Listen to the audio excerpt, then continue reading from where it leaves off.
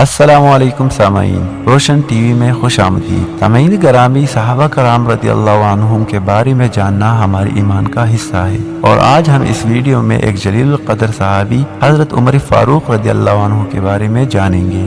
ابو حفص حضرت عمر فاروق رضی اللہ تعالی عنہ بن خطاب ابو بکر صدیق کے بعد مسلمانوں کے دوسرے خلیفہ راشد محمد صلی اللہ علیہ وسلم کے سسر اور تاریخ اسلام کے اہم ترین شخصیات میں سے ایک ہے۔ عمر بن خطاب عشرہ مبشرہ میں سے ہے۔ ان کا شمار علماء و زاہدین صحابہ میں ہوتا تھا۔ ابو بکر صدیق رضی اللہ تعالیٰ عنہ کے وفات کے بعد 23 اگست سن 634 عیسوی بمطابق 22 جمادی الثانی سن 13 ہجری کو مسند خلافت سنبھالی۔ عمر رضی اللہ تعالیٰ عنہ ایک باعظمت، انصاف پسند اور عادل حکمران مشہور ہے۔ ان کی عدالت میں مسلم و غیر مسلم دونوں کو یکساں انصاف ملا کرتا تھا۔ عمر بن خطاب کا یہ عدل و انصاف انتہائی مشہور ہوا، اور ان کے لقب فاروق کی دیگر وجوہ تسمیہ میں ایک وجہ یہ بھی بنی۔ آپ رضی اللہ عنہ کا نسب 9ویں فش میں رسول اکرم صلی اللہ علیہ وسلم سے جا ملتا ہے۔ آپ صلی اللہ علیہ وسلم کے 9ویں فش میں کعب کے 2 بیٹے ہیں، مرہ اور عدی۔ رسول اکرم صلی اللہ علیہ وسلم مرہ کے اولاد میں سے ہے، جبکہ حضرت عمر رضی اللہ تعالیٰ عنہ عدی کے اولاد میں سے ہے۔ عمر بن خطاب ہجری سال کے بانی ہے۔ ان کے دور خلافت میں عراق، مصر،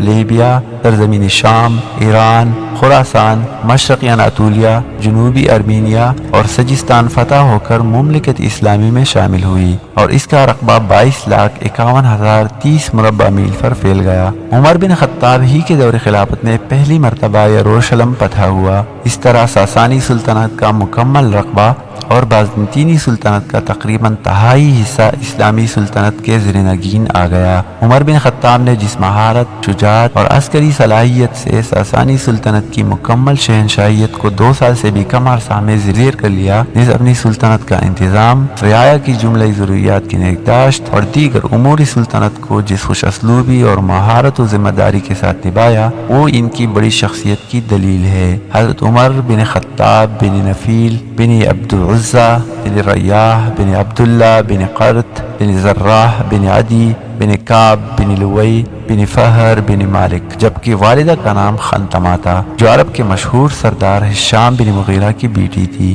آپ کا لقب فاروق، کنیت ابو حفص، لقب و کنیت دونوں محمد صلی اللہ علیہ وسلم کے عطا کردہ ہے۔ آپ کا نسب 9ویں فش میں رسول اکرم صلی اللہ علیہ وسلم سے جا ملتا ہے۔ حضرت عمر رضی اللہ تعالیٰ عنہ کا خاندان ایامی جاہلیت سے نہایت ممتاز تھا۔ آپ کے جد اعلیٰ عدی عرب کے باہمی متنازعات میں ثالث مقرر ہوا کرتے تھے، اور قریش کو کسی قبیلہ کے ساتھ کوئی ملکی معاملہ پیش آ جاتا تو سفیر بن کر جایا کرتے تھے، اور یہ دونوں منصب عدی کے خاندان میں نسل در نسل چلے آ رہے تھے۔ دادا کی طرح نانا کی طرف سے بھی نہایت معزز خاندان سے تعلق رکھتے تھے۔ آپ کی والدہ خنتمہ ہاشم بن مغیرہ کی بیٹی تھی، اور مغیرہ اس درجے کے آدمی تھے کہ جب قریش کسی قبیلہ سے نبرد آزمائی کے لیے جاتے تھے تو فوج کا اہتمام انہی کے متعلق ہوتا تھا۔ عمر ہجرت نبی صلی اللہ علیہ وسلم سے 40 برس پہلے پیدا ہوئے۔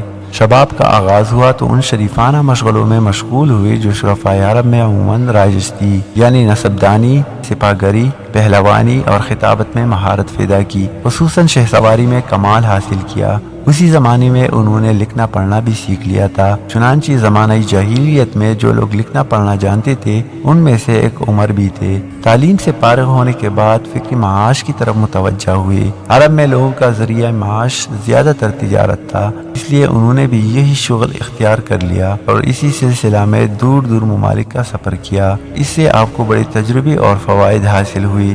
آپ کی خودداری، بلند حوصلگی، تجربہ کار اور معاملہ فہمی اسی کا نتیجہ تھی، اور انہی اوصاف کی بنا پر قریش نے آپ کو سفارت کے منصب پر مامور کر دیا تھا۔ قبائل میں جب کوئی پیچیدگی پیدا ہو جاتی تھی تو آپ ہی سفیر بن کر جاتے تھے، اور اپنی غیر معمولی فہم و تدبر اور تجربے سے اس مسئلے کو حل کرتے تھے۔ عمر کا 27واں سال تھا کہ ریگستان عرب میں آفتاب اسلام روشن ہوا اور مکہ کی گھاٹیوں سے توحید کی صدا بلند ہوئی۔ عمر کے لیے یہ آواز نہایت ناموس تھی، اس لیے سخت برہم ہوئی، یہاں تک جس کی نسبت معلوم ہو جاتا کہ یہ مسلمان ہو گیا ہے اس کے دشمن بن جاتے۔ ان کے خاندان کے ایک کنیز بسینہ نامی مسلمان ہو گئی تھی۔ ان کو اتنا مارتے کہ مارتے مارتے تک جاتے۔ بسینہ کے سوا اور جس پر قابو چلتا زدوکوب سے دریغ نہیں کرتے تھے، لیکن اسلام کا نشہ ایسا نہ تھا جو چڑھ کر اتر جاتا۔